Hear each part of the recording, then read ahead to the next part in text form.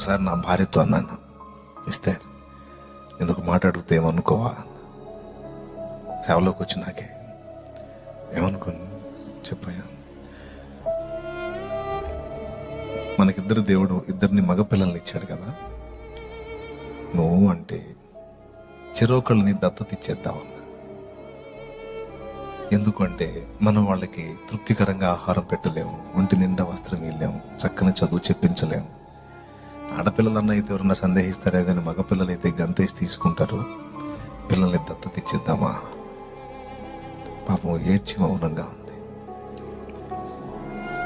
నేను ఏడ్చాను.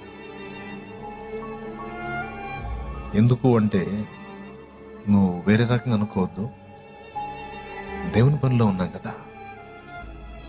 మన బిడ్డల్ని బిడ్డలు లేని వాళ్ళు పెంచుకుంటారు, అట్లా త్యాగం చేసినట్టయితే దేవుని కొరకు బిడ్డల్ని రక్షించినట్టయితే మరి మనం ఆత్మీయ బిడ్డల్ని సంపాదించాలి కదా.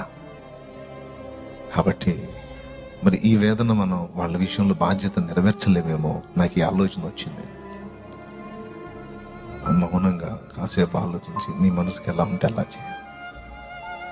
చాలా ఏసై ముందు కూర్చొని ఆశ్చర్యం.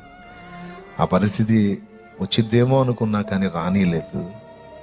నా పిల్లల్ని నా దగ్గరే స్థిరపరిచి నా కళ్ళ ముందు వాళ్ళు ఎదిగేటట్టు చేశాడు ఆయన.